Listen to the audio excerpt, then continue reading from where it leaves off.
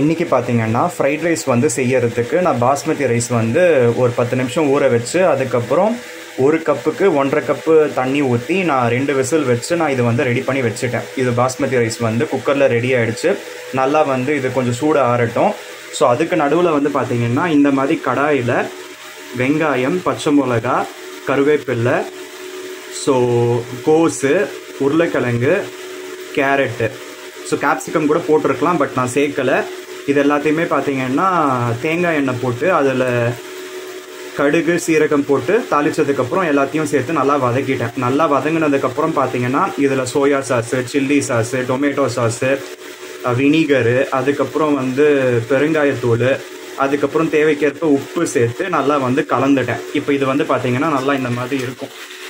So இப்போ இதை வந்து பார்த்திங்கன்னா கடைசியாக ஒரு 2 ஸ்பூன் நெய் போட்டு நல்லா கலந்துட்டு அடுப்பு ஆஃப் பண்ணிவிட்டு ஒரு 10 நிமிஷம் கழித்து பார்த்திங்கன்னா இந்த சாதத்தில் போட்டு கலந்துட்டு நம்ம வந்து இந்த மாதிரி ஃப்ரைட் ரைஸ் கூட செஞ்சு சாப்பிட்லாம். நீங்கள் ட்ரை பண்ணி பாருங்கள், நல்லா டேஸ்டியாக இருக்கும். இது வந்து இப்போ கலந்துட்டு உடனே சாப்பிட்றத விட எனக்கு அது வச்சுட்டு நைட்டு மறுபடியும் கடாயில் போட்டு லேசாக நெய் போட்டு மறுபடியும் நம்ம ஃப்ரை பண்ணி சாப்பிட்றப்ப அதுதான் ஒரிஜினல் ஃப்ரைட் ரைஸ்ன்னு எனக்கு தோணும். நீங்கள் என்ன நினைக்கிறீங்க? டேஸ்டியாக இருக்கும், நல்லாயிருக்கும்.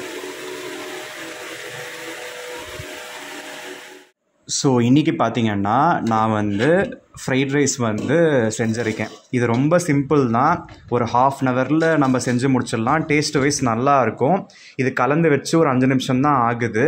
இது இப்போ சாப்பிட்றத விட ஸோ இது ஃப்ரிட்ஜில் வச்சுட்டு நைட்டு சாப்பிட்றப்பையோ இல்லைனா மறுநாள் சாப்பிட்றப்பையோ பார்த்திங்கன்னா மறுபடியும் ஒரு புதுசாக ஒரு தவாவில் நெய்யோ எண்ணெயோ போட்டு அதில் வந்து ஃப்ரை பண்ணிவிட்டு அதுக்கப்புறம் சாப்பிட்றப்ப இன்னும் சூப்பராக இருக்கும். நல்லா கலர்ஃபுல்லாக நல்லாயிருக்கும். ரொம்ப சிம்பிள் ரெசிபி தான். எல்லாத்தையும் வதக்கிட்டு நம்ம குக்கரில் வச்ச சாதத்தை வந்து நல்லா ஆறுனதுக்கப்புறம் கலந்து விட்டுடலாம்.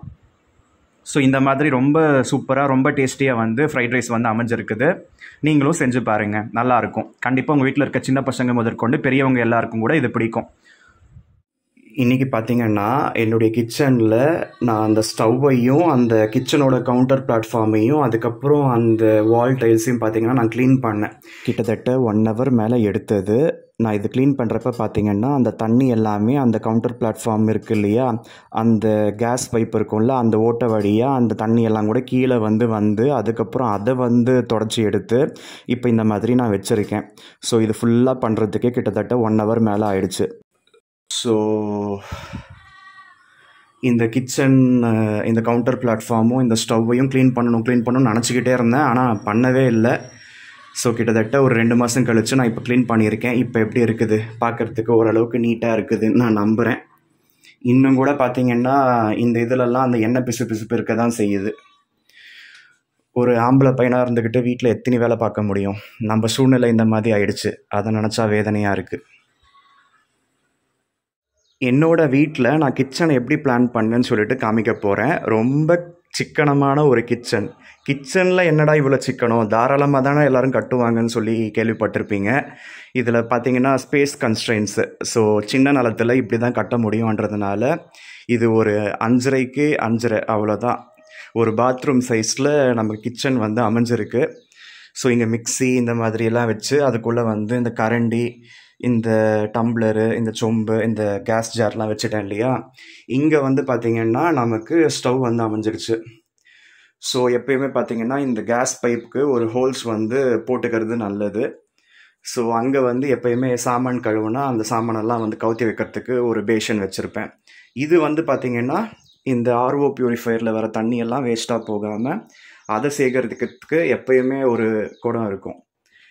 இது வந்து பார்த்திங்கன்னா ரொம்ப கன்றாவியாக இருக்குது. இதையுமே ஒரு நாள் க்ளீன் பண்ணணும், பண்ணிட்டா பளபளன்னு இருக்கும்.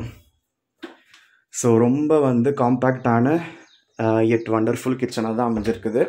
இங்கே வந்து பார்த்திங்கன்னா இந்த எண்ணெய், அதுக்கப்புறம் புளி, அதுக்கப்புறம் அந்த அஞ்சரை பெட்டி அதெல்லாம் வச்சுக்கலாம். டக்குன்னு எடுத்து யூஸ் பண்ணுற அந்த உப்பு இதெல்லாம் இருக்கும். ஸோ இந்த மாதிரி பிவிசி கபோர்ட் ஒர்க் தான் பண்ணேன். இந்த சின்ன கிச்சனுக்கு பிவிசி கபோர்ட் ஒர்க் பண்ணுறதுக்கு 15,000 ரூபாய் ஆச்சு. இது பண்ணியுமே ஒரு 4-5 வருஷம் ஆயிடுச்சு. நல்லா தான் இருக்குது. நல்லா இருக்குதுன்னு சொல்கிறதுக்கு இல்லை, இது அப்பப்போ பார்த்திங்கன்னா இதெல்லாம் பார்த்திங்கன்னா கைண்டி வந்துடும். அதுக்கப்புறம் நான் வந்து ஒட்டி அது வந்து சொன்னால் தான் கண்ணில் படும், இல்லைன்னா நல்லா தான் இருக்குன்னு சொல்லுவாங்க. இது அப்பப்போ கைண்டி வந்துடும். இந்த பிவிசி கிச்சனில் இதுதான் பிரச்சனை. ஸோ இந்த ஒரு காம்பேக்ட் கிச்சன் எப்படி இருக்குதுன்னு சொல்லுங்கள். இன்றைக்கி சண்டே, அதுவுமா நான் அந்த ஸ்டவ்வையும் அந்த கவுண்டர் பிளாட்ஃபார்மையும் க்ளீன் பண்ணுறதுக்கு 1 மணி நேரம் மேலே வந்து ஆச்சு. செம்ம கடுப்பு. ஆனாலும் க்ளீன் பண்ணதுக்கப்புறம் பார்க்குறதுக்கு டீசெண்டாக நல்ல ஒரு லுக்கில் இருக்குது. என்னுடைய காம்பேக்ட் சிக்கன கிச்சன் எப்படி இருக்குதுன்னு சொல்லுங்கள். எனக்கு தாராள மனசு. 25 லட்சம் ரூபாய் வந்து கடனை வாங்கி கொடுத்துட்டு அந்த கடனை அவங்க அடைக்காமல் என் கசினோட ஹஸ்பண்டும் வந்து ஊர் மேய்ஞ்சிக்கிட்டு இருக்காங்க. அந்த கடனுக்கு இஎம்ஐ நான் வந்து மாங்குன்னு மல்லடிச்சுக்கிட்டு இருக்கேன். அவ்வளோ தாராளமான மனசு. ஆனால் கிச்சனில் மட்டும் பார்த்தீங்கன்னா இவ்வளோ சிக்கனம் பண்ணிட்டேன். ஸோ இப்போ ரீசெண்டாக ஃப்ளிப்கார்ட்டில் கிராசரிஸ் வந்து நான் போட்டு விட்டுருந்தேன். அதில் வாங்கினது தான் இந்த பிரிட்டானியாவில் இந்த வேஃபர் பிஸ்கெட்டு, வெனிலா ஃப்ளேவர்டு. இதை வந்து நம்ம ஓப்பன் பண்ணி பார்க்கலாம் எப்படி இருக்குதுன்னு சொல்லிட்டு. ஸோ இதோட எம்ஆர்பி வந்து பார்த்திங்கன்னா அவங்க 50 ரூபா போட்டு வச்சுருக்காங்க, 55 கிராமு. ஓகேவா? இதில் இந்த FSSAI அந்த லைசன்ஸ் நம்பர்லாம் போட்டிருக்காங்க. ஸோ எல்லாமே பக்காவாக இருக்குது. பேக்கேஜ் கூட பார்த்திங்கன்னா நல்லா ரிச் லுக்கோடு இருக்குது. ஸோ யாருக்காவது பர்த்டேனாலும் இந்த மாதிரிலாம் கூட கொடுத்தாலும் நல்லாயிருக்கும், சின்ன பசங்களுக்கெல்லாம் கூட. இதை பார்க்குறதுக்கு பெருசாகவும் இருக்குது. ஓப்பன் பண்ணி அதுக்கப்புறம் அவங்க ஆசை தீர உடனே சாப்பிடுவாங்க. நல்லாயிருக்கும்ல. வேஃபர் பிஸ்கெட்லாம் 90s கிட்ஸ்க்கு பிடிக்கும். இப்போ இருக்க பசங்களுக்குலாம் இது தெரிய கூட தெரியாது. அதனால் இது வந்து ஒரு பொக்கிஷமாக ஒரு கிஃப்ட் மாதிரி கூட கொடுக்கலாம். இது எனக்கு வந்து பார்த்திங்கன்னா லெஸ் தென் ஹாஃப் ப்ரைஸ்க்கு கிடச்சிது. இதோட ரேட்டு வந்து பார்த்திங்கன்னா 50 ரூபா போட்டிருக்காங்க இல்லையா. நமக்கு ஃப்ளிப்கார்ட்டில் அந்த டிஸ்கவுண்ட் இந்த டிஸ்கவுண்ட்டுன்னு எல்லாம் போட்டு எனக்கு 20 ரூபாய்க்கோ 19 ரூபாய்க்கோ தான் கிடச்சிது.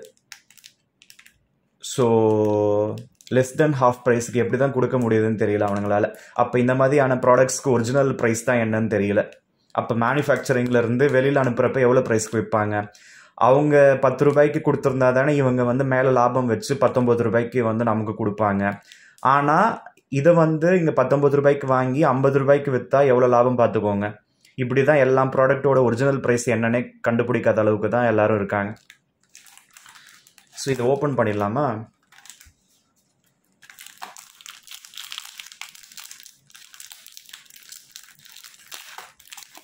இது வந்து பார்த்தீங்கன்னா உள்ளே வந்து பாக்ஸ் மாதிரி போட்டிருப்பாங்க. இந்த வேஃபர் பிஸ்கெட்லாம் இந்த மாதிரி தான் வந்து பேக் ஆகுது.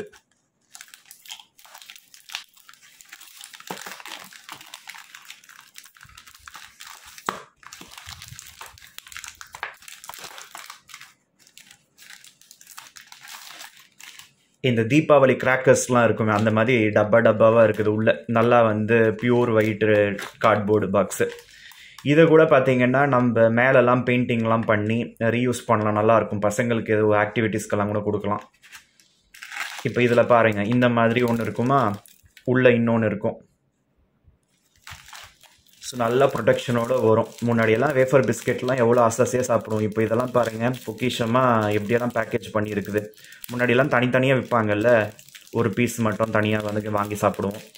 அதுக்கப்புறம் தான் அது வேஃபர் பிஸ்கெட் வந்து மன்ச்சாக மாறுச்சு. இப்போ மன்ச்சு கூட கடையிலலாம் இருக்குதா, வாங்குறாங்கன்னா கூட தெரியல எனக்கு. ஸோ இது வெண்ணிலா ஃப்ளேவர் யாருக்குங்க பிடிக்காமல் இருக்கும்? நல்லாயிருக்கும். பாருங்கள், அதே 90s கிட்ஸுக்கு பிடிச்ச அதே மாதிரி இருக்க வேஃபர் பிஸ்கெட். அருமை இல்லை?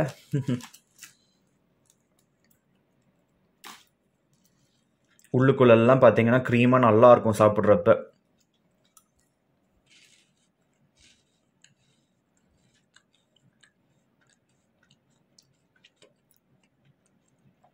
சான்ஸே இல்லைங்க.